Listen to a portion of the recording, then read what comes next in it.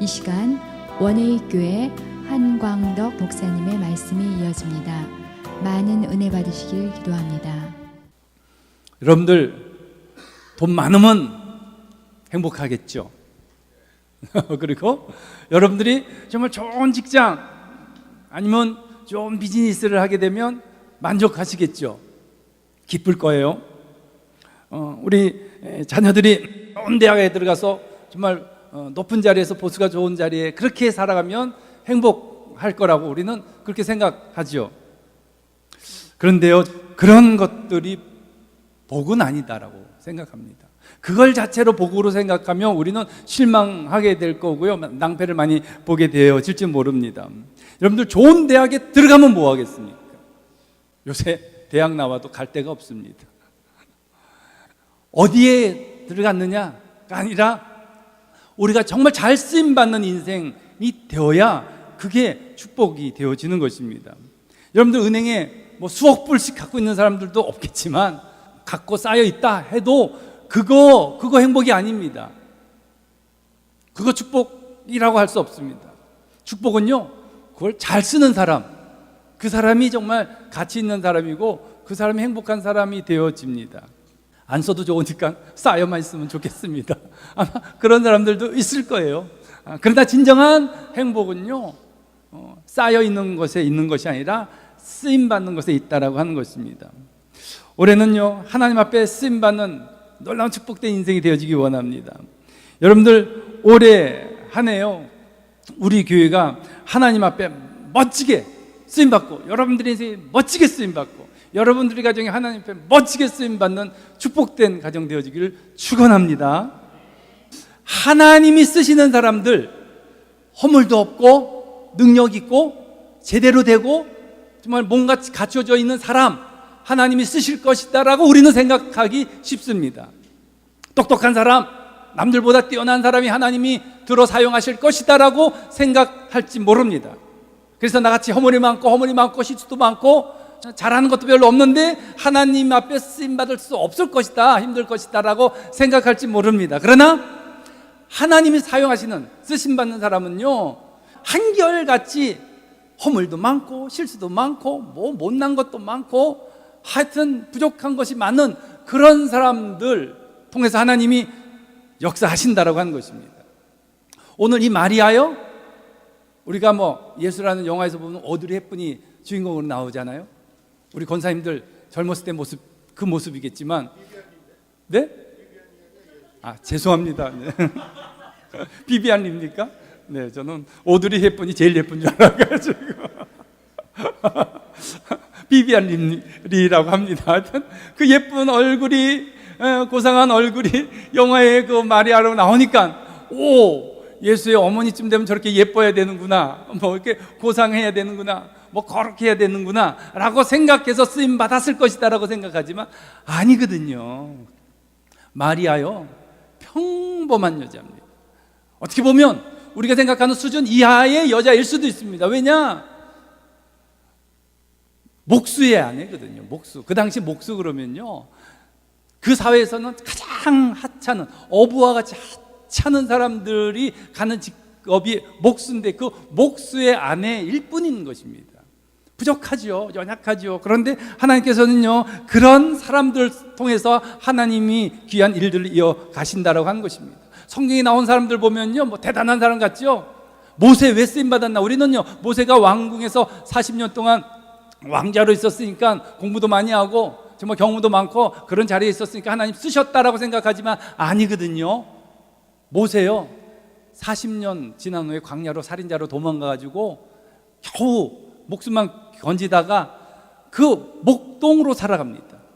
양똥 치우고 그냥 밤에 양들 틈에서 자고 그냥 정처 없이 살아가고 그것도 처가살이 합니다. 뭐 처가살이가 나쁜 건 아니겠지만 하여튼 그런 좀 패배한 모습, 하여튼 인생의 막바지를 가는 그런 인생인데 하나님께서는요, 그런 모습을 통해서 위대한 하나님의 도구로 사용해 주셨다라고 하는 것입니다.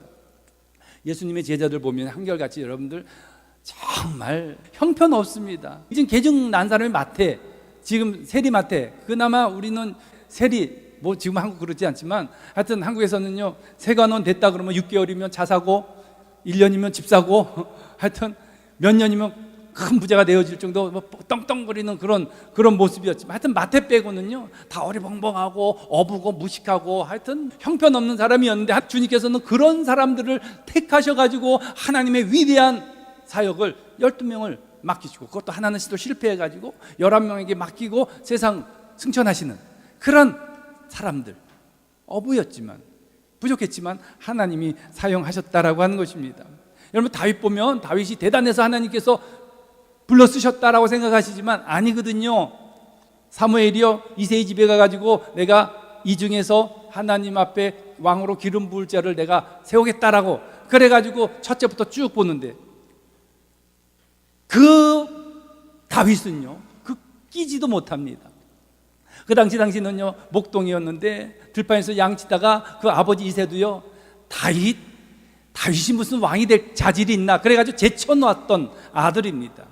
그런 막내 아들, 형편없는 아들, 아버지도 왕으로 인정하지 못할 정도로 그런 형편없는 모습이었는데, 하나님께서는요 그런 목동을 택하셔서 하나님의 위대한 성분으로 세워주셨다라고 하는 것입니다. 여러분들, 우리는요 실력 있고 재능이 있으면 하나님께서 제대로 쓰임 받을 것이라고 생각하는데, 하나님의 기준은 그게 아니다라고 하는 것입니다. 여러분들, 미디안이 13만 5천이 쳐들어왔을 때 그때 이 미디안군을 격파시키는데 쓰임받던 기드온이요, 그 밀타작에 몰래 자기는 숨어가지고 그냥 걸릴까봐, 들킬까봐, 빼앗길까봐 거기서 숨어가지고 몰래 밀타작하던 겁장이었던 기드온을 택하십니다. 그게 무슨 장군 같은 사람도 아니고 부족한 사람이었는데, 더군다나 300명을 미디안 군과 싸울 때요, 그 300명들 우리 영화에서 보면 뭐 멜 깁슨이라든가 뭐 이런 사람들이 물 보면 팍 쳐박고 그냥 얼굴 쳐박고 막 물 뿌려가면서 막 이렇게 벌컥벌컥 마시는 그런 사람들 뽑아가지고 싸우면 좋겠는데요, 그걸 물을 이렇게 핥아가지고 어디 그냥 누가 쳐들어오지 않나, 그런 겁쟁이들, 옹졸한 사람들, 소심한 사람들, 그런 사람들 택해가지고요 13만 5천 명을 격파시키는 용맹 300이라는 영화도 또 나오지만 하여튼 300명으로 하나님의 위대한 일들을 만들어 가시는 것을 보게 되어집니다. 연약하기 때문에 쓰임받습니다. 여러분들 잘 아시는 일본의 내셔널 그 비즈니스의 창업자 마스시다 고노스케라고 하시는 분, 그분이요 참 집안이 몰락해가지고 초등학교 4학년밖에 다니지 못합니다. 초등학교 4학년 중퇴입니다. 그리고는요 그 자전거포의 점원으로 일합니다. 그런데 그가 그 생활을 통해서 위대한 인생을 이뤄가는데요, 570개의 자회사를 거느리고요 13만 명의 종업원들을 거느리는, 하여튼 우리는 별로 안 놀래요. 참 우리 교회의 이 위대한 그릇들 뭐 우리 13명도 없는데 13만 명 그래도 그래 참 여러분들의 믿음의 그릇이 큽니다만은, 하여튼 그 엄청난 기업을 이끌어낸 위대한 사람으로 살아갑니다. 근데 이제 성공의 비결을 믿는 기자들의 비결을 묻습니다. 그때 세 가지로 그 인생의 비결을 얘기합니다. 첫 번째는요, 나는 조실부모했습니다. 내가 11살 때 부모를 다 잃어버렸습니다. 그리고 나는 몸이 너무 연약해가지고 정말 아무것도 할 수 없는 그런 정말 몸 때문에 그는 고생을 많이 합니다. 그리고는요 배운 것이 없습니다. 초등학교 4학년 중퇴입니다. 그런데 이것 때문에 내가 성공하였습니다. 내가 11살 때 부모님을 잃었기 때문에 그때부터 철들고 내가 이 세상을 어떻게 살아가야 될지, 이 세상을 향하여 꿋꿋하게 일어날 수 있게 되었습니다. 그리고 건강이 약하기 때문에 철저하게 건강관리를 해가지고 내가 95세까지 지금 건강합니다. 그리고 내가 너무 무식하고 공부를 못했기 때문에 다른 사람들의 것들을 인정해주고 그런 사람들 존경해주고, 그리고 내가 그것 때문에 평생을 배우는 일에 매진해서 지금 이렇게 왔다라고 얘기하고 있습니다. 사람들은요 스펙, 외모, 이게 관심을 많이 두게 되어집니다. 세상은요 그런 스펙을 보고 평가를 합니다. 그런데 하나님은요 비록 형편없지만 하나님께서 택하시기만 하면요 얼마든지 쓰실 수 있다라고 하는 것입니다.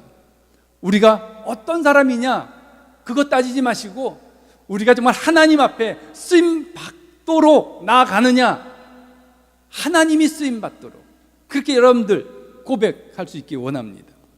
하나님 앞에 쓰임받는 길은요, 두 가지가 있습니다. 첫 번째는요, 악한 도구로 쓰임받습니다. 또 한 가지는 선한 도구로 쓰임받습니다. 여러분들 가룟 유다가요, 하필이면 예수님을 파는 일에 쓰임받습니다. 저는 그래요. 가룟 유다가 예수님을 안 팔았다라고 예수님이 십자가에 못 달리셨을까요?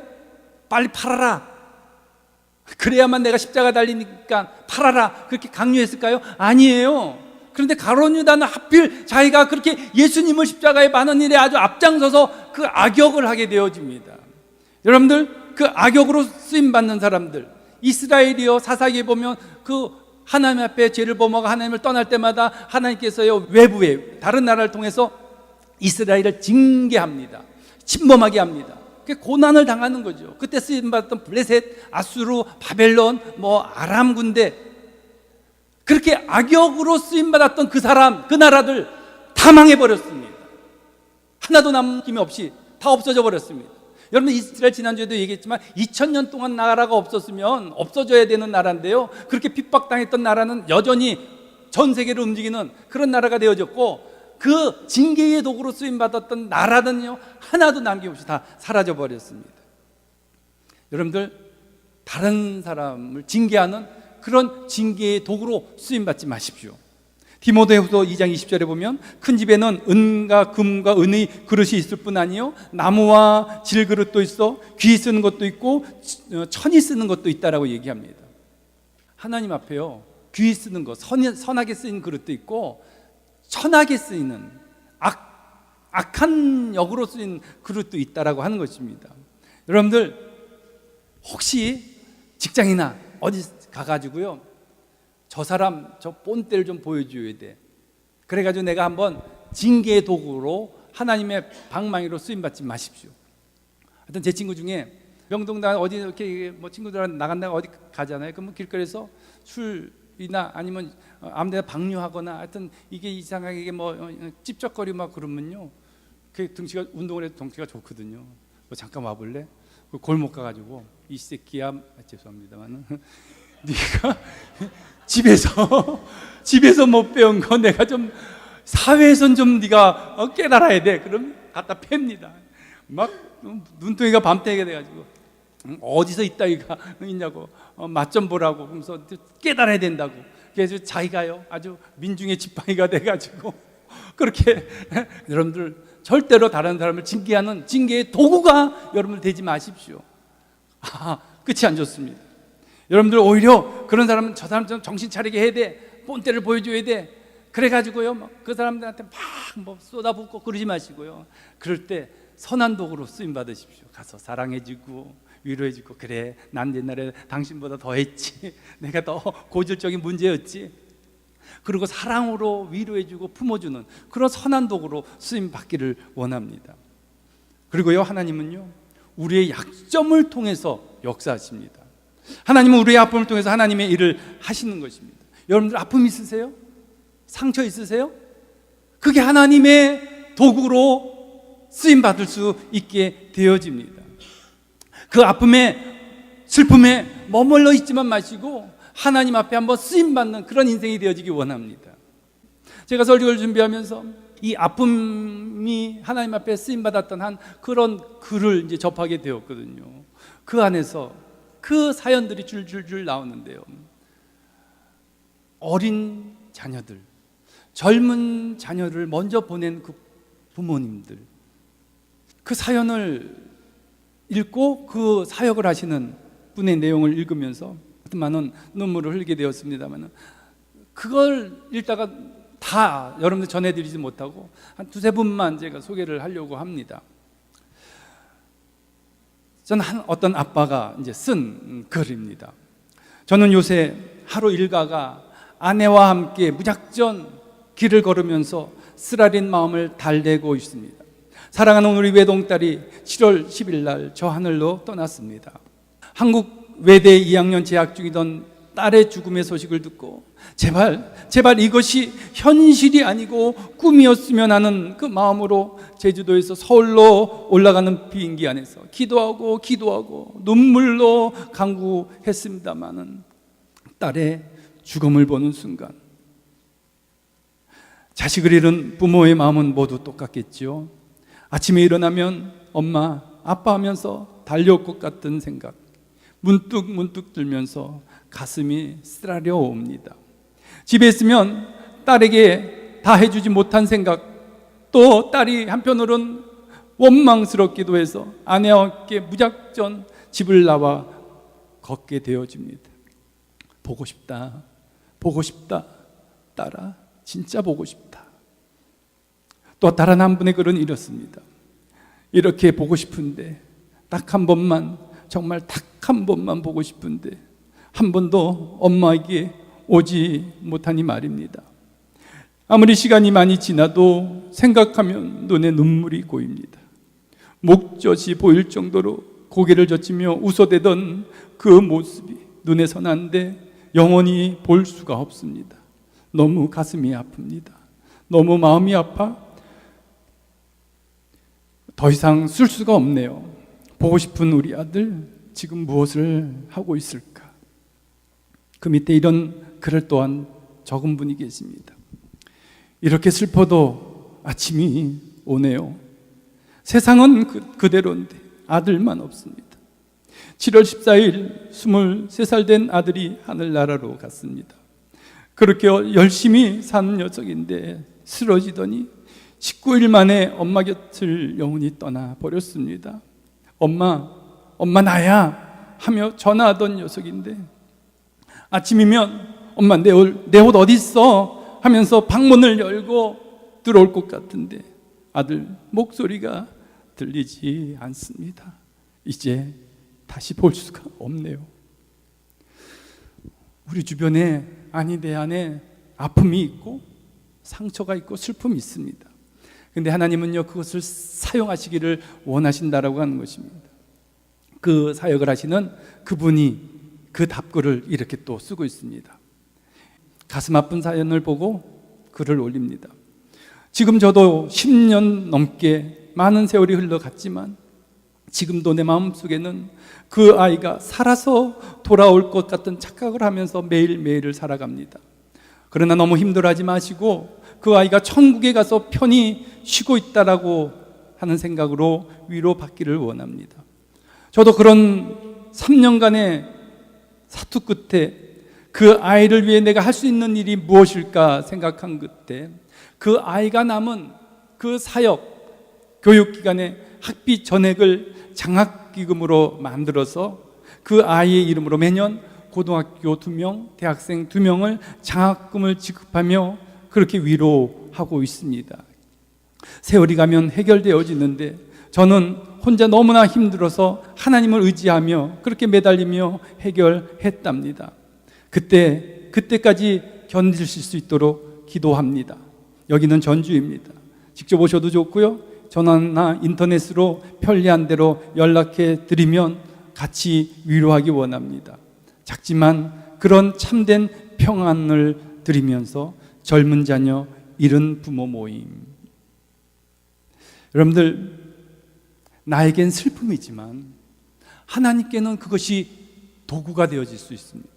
나에겐 약점이지만 하나님은 그것을 사용하기를 원하신다라고 하는 것입니다. 나에겐 실패였지만 하나님은 그것을 재료로 삼으시기를 원하시는 것입니다. 우리 하나님께 쓰임 받을 수 있습니다. 아무리 부족해도, 아무리 연약해도, 그것이 남들이 보기엔 실패라고 하여도, 상처라고 하여도 하나님은 그것을 통하여 우리를 사용하시기를 원하시는 것입니다. 두 번째요, 우리가 하나님 앞에 그렇게 쓰임받는 인생이 되어지는 길은 순종함으로 쓰임받게 되어진다라고 하는 것입니다. 여러분들, 우리가요, 능력이 있어서, 실력이 있어서, 갖춰졌기 때문에 쓰임받는 것이 아니라 순종함으로 쓰임받을 수 있게 되어지는 것입니다. 우리가요, 착각하는 것 중에 하나가 우리가 때가 되면, 준비가 되면 그때 하나님은 우리를, 나를 쓰실 것이다라고, 그래서 나는 그때 자격이 되면 하나님 앞에 충분한 도구가 되어질 것이다라고 생각하는데 아니다라고 하는 것입니다. 또 반대로요, 우리가 부족해서, 나는 너무 연약해서 내가 하나님 앞에 정말 이런 허물과 실수투성인데 내가 쓰임받을 수 있을까라고 포기한다면 그것도 아니다라고 하는 것입니다. 하나님께서는요, 쓰시겠다라고 하면 우리가 순종을 통해서 얼마든지 하나님의 위대한 일들을 만들어 가시기를 원하신다라고 하는 것입니다. 우리의 능력이 아니요, 우리의 자격이 아니다라고 하는 것입니다. 여러분들, 마리아가 무언가 대단한 존재가 아니었다라고 하는 것입니다. 이 마리아가 얘기하기도 자기 자신을 계집종이라고 얘기합니다. 평범한, 아니 부족한 그런 여자였는데, 그러나 주님께서 사용하시면 쓰임받을 수 있다라고 하는 것입니다. 오늘 이 본문에서 마리아가요, 그렇게 가브리엘 천사가 이야기를 전할 때 마리아가요, 하나님의 계획 앞에서 저는 부족해서 저는 안 됩니다. 다른 사람 찾아가 보시죠. 그렇게 거절하지 않았다라고 하는 것입니다. 오늘 38절에 보면 마리아가 가로되 주의 계집종이오니 말씀대로 내게 이루어지이다 라고 순종합니다. 여러분, 또한 마리아는요, 이 일을 통해서 내가 얼마나 도움이 되고 내가 얼마나 해를 당할까 손익계산서를 따져보지 않았다라고 하는 것입니다. 오히려 마리아가 이것 때문에 죽을 수도 있음에도 불구하고 그는 그런 순간에 순종합니다. 아브라함이 그랬잖아요.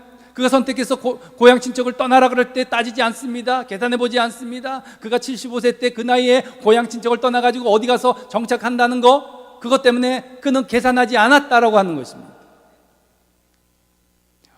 오늘 본문을 자세히 읽어보면 천사 가브리엘이 마리아에게 나타나서 이야기할 때 마리아는요, 임신한 상태가 아니었습니다.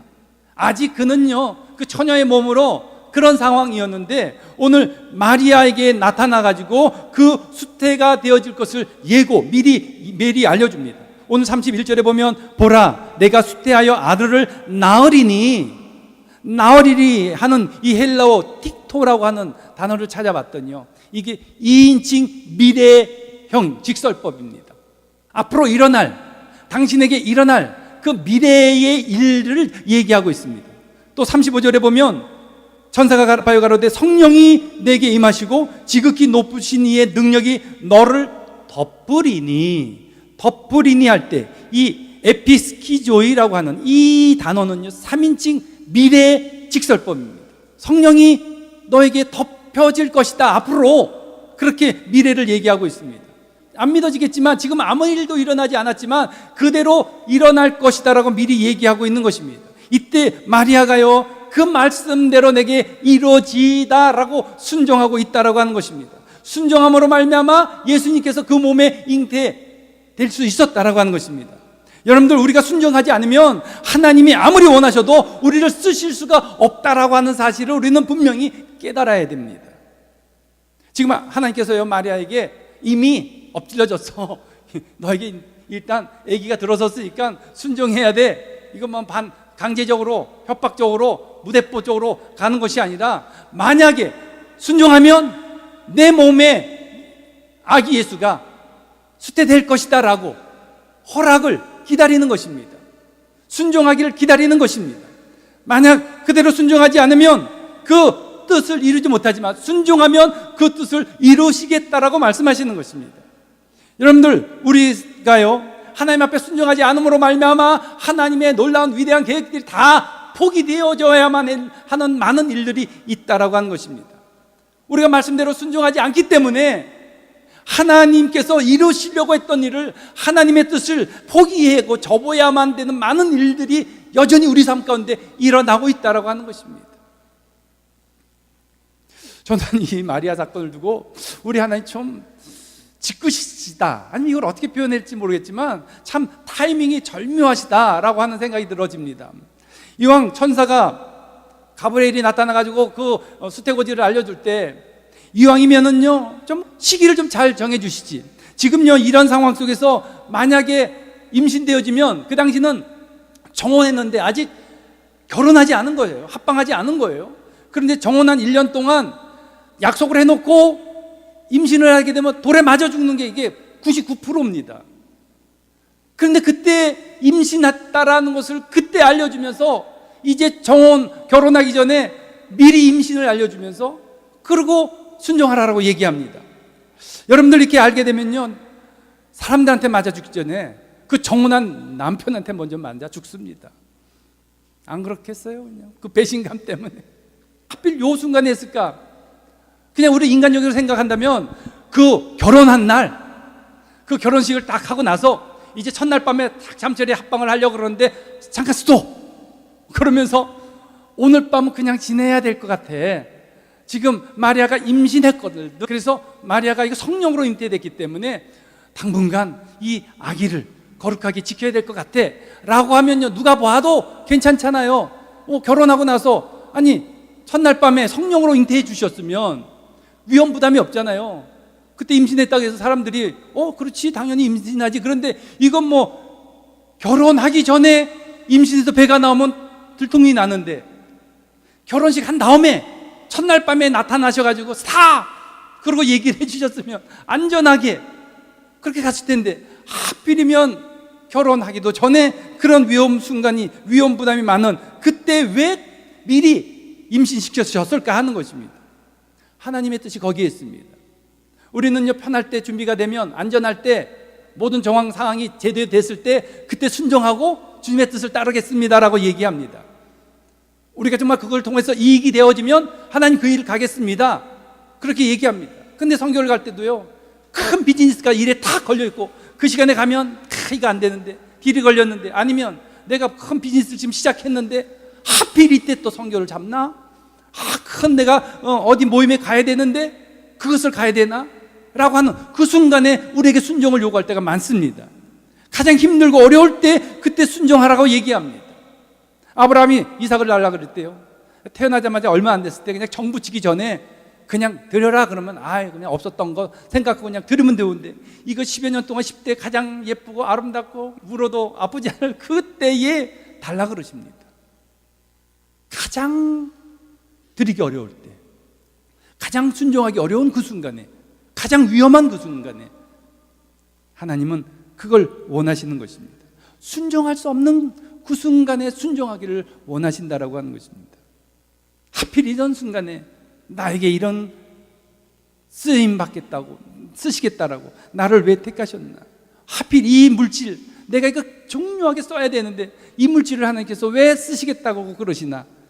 나의 인생의 가장 절정인데 이때에 내가 하나님 앞에 이렇게 드려져야 되나? 그러나 하나님은요, 그 순간을 요구하신다라고 하는 것입니다. 오늘 마리아는요, 바로 그런 순간에 계집종이오니 말씀하시옵소서. 비록 내가 맞아 죽는다 할지라도 주님의 뜻이라면 내가 순종하겠습니다. 그렇게 걸어감으로 하나님의 위대한 도구로 쓰임 받게 되어졌다라고 하는 것입니다. 여러분들 그런 순간에 한번 주님 앞에 쓰임 받기를 원합니다. 자, 마지막으로 한 가지, 우리가 쓰임 받을 때요, 깨어 있어야 쓰임 받게 되어진다라고 하는 것입니다. 오늘 마리아에게 가브리엘 천사가 났을 때 마리아는요, 영적으로 깨어 있었다라고 하는 것입니다. 만약 영적으로 무감각했다라면요, 무슨 하나님께서, 성령님께서 지금 이 인간의 육신에 말도 안 되지, 내가 남자를 알지 못하는데 무슨 내가 임신을 하고 수태를 하고 이게 인간적으로 논리적으로 말이 되느냐라고, 그리고 이게 무슨 신하라 까먹는 소리냐라고 그렇게 무시했을 것입니다. 영적으로 깨어있지 않으면 하나님의 아들이 무슨 인간의 몸을 태어나서 이 땅에 오시나? 하나님께서 하늘 구름 부자 타고 이 땅에 오시면 몰라도 하나님이 어떻게 인간의 몸을 입고 이 땅에 오실 수 있나라고 그렇게 의심하거나 부정했을지 모르는 것입니다. 그런데 마리아는요, 하나님의 나라에 대하여 영적으로 깨어 있었기 때문에 이 가브리엘의 그 정말 믿을 수 없는 그 얘기에 순종할 수 있었다라고 하는 것입니다. 여러분, 우리 정말 깨어 있어야 됩니다. 아담과 하와가 그날 깨어 있었더라면 그 뱀에게 넘어가지 않았을 것입니다. 깨어 있지 못했기 때문에, 더군다나 아담마저 영적으로 깨어 있지 못했기 때문에 그 사단의 속임수에 철저하게 걸려 넘어질 수밖에 없었다라고 하는 것입니다. 여러분들 지금요, 이 세상이요, 사단이 얼마나 절묘하게 우리를 파괴시키고 있는지, 여러분 가정을 파괴시키고 있는지, 여러분 인생을 파괴시키고 있는지 깨달아야 되는 것입니다. 여러분 지금 이 세상이요, 이혼과 낙태와 동성연애와 하여튼 불륜과 이런 것들이 판치고 정말 우리를 무지하게 만드는 것, 이것이 왜 그런가? 이 철저하게 사단의 전략이고 사단의 공격이라고 하는 것을 깨달아야 되는 것입니다. 이거 인간의 본성 때문에 일어난 일이 아니라 그 사단의 계략이라고 하는 것을 우리는 깨달아야 되는 것입니다. 깨어 있어야 됩니다. 여러분, 깨어 있으려면 철저하게 기도해야 됩니다. 지금 영적 전쟁이 한창인데 여러분들 잠들어 있으면 안 되는 것입니다. 지금 기도하지 않는 가정, 기도하지 않는 교회, 정말 기도하지 않은 그 인생은요 사단에게 잡혀 먹습니다. 여러분, 기도하지 않으면 그 가정이든 인생이든 교회든 간에요 사단의 표적이 되어지는 것입니다. 지난주에도 막 가슴 아픈 소리를 들었는데 한 교회가 깨어졌다라고 얘기를 들었습니다. 교회가 두 조각 났습니다. 여러분, 기도로 깨어 있지 않으면 사단에게 잡혀 먹힐 수밖에 없다라고 하는 것입니다. 지금 여러분 풍족하십니까? 부유하십니까? 넉넉하십니까? 안전하십니까? 여러분, 그것에 속아 넘어가면 안 되는 것입니다. 지금 좀 풍족하다고 흥청망청하고 내가 안정된 직업에 있다고, 아니면 내가 뭐 삶이 넉넉하다라고 그것 때문에 여러분 만족하면 안 된다라고 하는 것입니다. 지금 한국교회가요 돈이 좀 있다라고 해가지고 교회 건물을 수천억씩 들어가면서 건물을 짓습니다. 지금 그렇게 우리가 거기에 빠져들 때가 아니라고 하는 것입니다. 한국 교회는 전체적으로 지금 교인들의 숫자가 줄고 있는데 건물만 지금 자꾸 높아지는 것, 교회 건물이 화려해지는 것, 여기에 우리는 만족하고 빠져서는 안 된다라고 하는 것입니다. 크리스탈 교회, 그 화려함, 웅장함, 그거 자랑하다가 그 교회 지금 어떻게 됐나요? 천주교에 넘어가고, 그리고 거기는 법정 분쟁이 휘말리고, 영적으로 깨어있지 않으면 결과가 그렇게 비참하게 끝날 수밖에 없다라고 하는 것입니다. 여러분들, 지금 이 포르노 규모가 얼마나 되는지 아십니까? 미국 시사 잡지 뉴스위크에서 그 전 세계 포르노 사업 규모를 얘기했는데 970억 달러라고 합니다. 그 중에서요 가장 포르노 시장의 1위가 중국이고 2위가 한국입니다. 근데 정말 불행하게요, 인구당 숫자당 그 포르노 매출을 보면 한국이 당연히 1등입니다. 지금 한국 사람이 한 사람이 1년에 562달러를 이 포르노에 지출을 한다라고 얘기하고 있습니다. 그래서 한국을요 섹스공화국이라고도 부릅니다. 우리나라 1년의 국방비가 260억 달러입니다. 그런데 한국의 포르노 사업의 매출 규모가 257억 달러입니다. 한국의 전체 국방비랑 이 포르노 규모랑 거의 맞먹습니다. 우리나라가 IMF 때 56억 달러가 없어서 IMF를 맞았는데 지금 이 엄청난 돈을 지금 포르노 여기에 돈을 쓰고 있다라고 하는 것입니다. 이게 2006년도의 통계니까 지금은요 해도 몇 배가 되었을지도 모르는 것입니다. 여러분, 지금 미국은요 1년 내내 스포츠, 프로축구, 올림픽, 월드컵, 프로야구, 농구 쉴 새 없이 돌립니다. 3S 아시잖아요? 스포츠, 스크린, 섹스, 뭐 이 3S 가지고 비참하게 우리를요 몽롱하게 만드는 것입니다.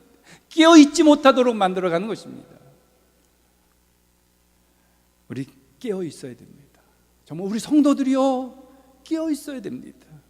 정말 여러분의 가정을 무너뜨리고 교회를 깨뜨리려고 하는 사단의 책략에 깨어 있지 않으면 우리 자녀가 넘어지고 교회가 넘어지고 가정이 파탄 날 수밖에 없는 그러한 절박한 상황이라는 것을 우리는 깨달아야 된다라고 하는 것입니다. 제 마음속에 정말 안타까운 것이 우리 새벽재단이 너무 약합니다. 정말 깨어서 기도해야 되는데, 우리 자녀를 위하여 가정을 위하여 깨어서 기도해야 되는데, 물론 저는 믿습니다. 여러분들이 가정재단에서 그렇게 열심히 뜨겁게 하나님 옆에 기도한 줄을 믿습니다. 우리 자녀들을 위하여 깨어서 기도해야 됩니다. 여러분들 자녀들이 돈 따라가면 안 됩니다. 출세 따라가면 안 됩니다. 잘못된 만남, 지금 동성애 만남 이런 거 따라가면 안 되는 것입니다. 우리 부모들이 깨어서 자녀를 위하여 기도해야 됩니다. 여러분들이 남편을 위하여 기도해야 됩니다. 아내를 위하여 깨어서 기도해야 됩니다. 누군가 깨어서 기도해야 됩니다. 근데 다 잠들어 버리면 사단의 표적이 되어질 수밖에 없고, 사단은 무너뜨리려고, 아니 무너질 위험 속에 처할 수밖에 없다라고 하는 것입니다. 그래서 교회가 바로 서기 위해서는요 목회자들이 깨어서 기도해야 되는 것입니다. 성도들이 깨어서, 여러분들이, 가장들이 깨어서 기도해야 우리 자녀들을 지키고 가정을 지키고 교회를 지킬 수 있다라고 하는 것입니다. 우리가 교회가요, 건물, 화려함, 이게 아니라 정말 깨어서 기도함으로, 깨어 기도하면요 사단이 얼씬거릴 수가 없습니다. 공격할 수가 없습니다. 공격했다가도 무너질 수밖에 없는 것입니다. 우리 하나님께서 깨어서 기도하는 자녀들, 깨어서 기도하는 가정들 하나님이 철저하게 지켜주시겠다고 약속하고 계시는 것입니다. 여러분들 깨어 있으십시오. 그러면 삽니다. 여러분들 한 사람이라도 깨어서 기도하십시오. 엄마가 깨어서 기도하면 우리 자녀가 위험에 빠질 수가 없습니다. 여러분들 자녀 사랑한다고요? 깨어서 기도하는 것, 그게 사랑하는 것입니다. 제가 부족하지만 새벽에 여러분들의 이름 하나하나 불러가면, 여러분들이 자녀들 이름 하나하나 불러가면서 한 바퀴 돌면요 1시간 내지 1시간 반 정도 걸립니다. 어떨 때는요 기도하다가 너무 피곤해가지고 집에 가서 세수하고 다시 나와서 그래도 여러분들 위해서 기도합니다. 목사가 그거 안 하면 교회가 깨어지기 때문에, 가정이 무너지기 때문에 우리 기도하십시다. 깨어서 기도하면 하나님이 지켜주시고, 깨어서 기도하면 여러분들 쓰임 받습니다. 말씀을 마치겠습니다. 마리아가 하나님께 쓰임 받으로 말미암아 성모라고, 거룩한 어머니라로 그렇게 높임을 받습니다. 우리가 예수 그리스도를 품으로 말미암아 하나님의 도구로 쓰임 받을 수 있습니다. 이왕 한평생 살아가면서 여러분들 우리 인생이요 하나님 앞에 한번 제대로 한번 쓰임 받는 우리들의 인생으로 되어 간다면요 이게 얼마나 축복된 일이고 얼마나 영광되어진 일인지 우리는 깨닫기를 원하는 것입니다. 우리가 주일 아침은요 전사님들하고 청소를 하거든요. 그 쓰레기 줍고 빗자루로 닦고 마대질하는 거 저는 너무 행복해요. 하여튼 주일날 아침에 1시간씩 와서. 근데 그게 너무 좋은 거예요. 주님 앞에 쓰임 받는다는 게 얼마나 짜릿한지요. 그 바닥에 있는 것 좀 휴지 줍는 거지만 이거 다 정리하고 다금하고 이게 얼마나 쓰임 받는 게 얼마나 좋은지요. 걸레질하는 게 얼마나 좋은지요. 이게 감사한 것입니다. 여러분들 하나님 앞에 쓰임 받는 일이 얼마나 영광스러운 일인지 그렇게 한번 쓰임 받기를 원하는 것입니다. 그런데 이왕 쓰임 받는 거, 하나님 정말 제일 좋아하시는 일, 가장 기뻐하시는 일, 하나님이 정말 너무나 신나하시는 일에 쓰임 받기를 원하는 것입니다. 이왕 쓰인 것, 하나님이 한번 와 놀라는 일, 이왕이면 그 일에 쓰임 받아야죠. 그 일이 무엇일까요? 하나님이 가장 기뻐하시는 일, 바로 한 영혼을 위하여 전도하는 일에 쓰임 받는 것입니다. 우리의 시간이, 우리의 물질이, 우리의 인생이요 그 죽어가는 인생, 하나님을 알지 못하는 그 영혼을 향하여 우리의 삶을 드리고 시간을 드리고 물질을 들여서 그렇게 쓰임받는 인생이 된다면요 그것처럼 위대하고 그것처럼 귀한 일은 없다라고 하는 것입니다. 우리 교회가요 전도하는 데 쓰임받는 교회가 되어지기 원합니다. 여러분들 직책이 한 영혼을 위하여 쓰임받는 그런 인생으로 정말 멋지게 한번 쓰임받기를 원합니다. 여러분들의 인생이 늘 그렇게 쓰임받을 조건이 되실 것 같다면 착각입니다. 우리가 늘 지금처럼 시간이 있고 건강이 있고 물질이 있고 준비가 되어질 것 같죠? 아니요. 어떤 사람들은, 미련한 사람들은 다 잃어버리고 후회합니다. 돈 다 잃어버리고 그때 그거 좀 하나님 앞에 쓰임받고 교회 건축을 위해서, 주님을 위해, 일을 위해서 쓰임 받을 걸 빈털터리가 돼가지고 그 얘기합니다. 시간 다 잃어버리고 이제는 아무런 내가 할 수 없는 그때에 가가지고 정말 건강 다 잃어버리고 병원에서 아무것도 못할 때 그때 내가 좀 몸 있을 때 가서 좀 만나서 좀 복음도 전하고 좀 할 거 있을 때 하십시오. 지금 여러분들 쓰임 받을 수 있을 때 하십시오. 여러분들 지금 여러분들 하나님께서 여러분들 쓰시겠다라고 하실 때 여러분들이 쓰임 받기를 원하는 것입니다. 지금은 아닌데요. 지금 제가 비즈니스가 너무 바빠가지고요. 지금 제가 우리 자녀부터 좀 먼저 챙기고 났어요. 지금 제가요 몸이 좀 안 좋거든요. 좀 몸이 회복되어지고 났어요. 지금 제가요 막 돈이 없어가지고 이거 먼저 좀 갚고 어떻게 좀 비즈니스가 좀 되고 나서요. 그때 쓰임 받겠다라고 하면요 기회를 잃어버릴 수도 있습니다.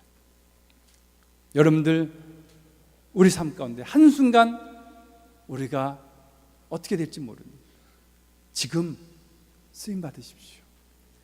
우리 하나님께서는요 지금 여러분들이 부족해도 쓰시기를 원하십니다. 준비가 안 됐다 그렇게 생각할지 모르지만 주님은 여러분을 통하여 일하시기를 원하시는 것입니다. 여러분들, 세상은요, 당신은 이게 부족해서 안 돼. 사단은요, 너는 그것 때문에 안 돼 그렇게 얘기합니다. 너는 그 허물이 있잖아, 너는 그 실수가 있잖아, 그 약점이 있잖아, 그래서 안 된다고 얘기합니다. 그러나 복음의 세계는, 하나님의 세계는요, 아니요, 그럼에도 불구하고 It's okay. 그런 허물 부족한 거 있어도 It's okay. 하나님은요, 여러분들 그 실패한 거 있어도 It's okay. 하나님 앞에 순종하기만 하면 하나님은 그걸 재료 삼아 위대한 인생으로 쓰임받을 수 있게 되어집니다. 여러분, 잘나서 준비가 되어서 쓰임받는 것이 아니다라고 하는 것을 기억하시고 순종할 수 있기 원합니다. 그리고 깨어있으십시오. 기도로 깨어있으십시오. 깨어있어야만 하나님 쓰임받게 되어집니다.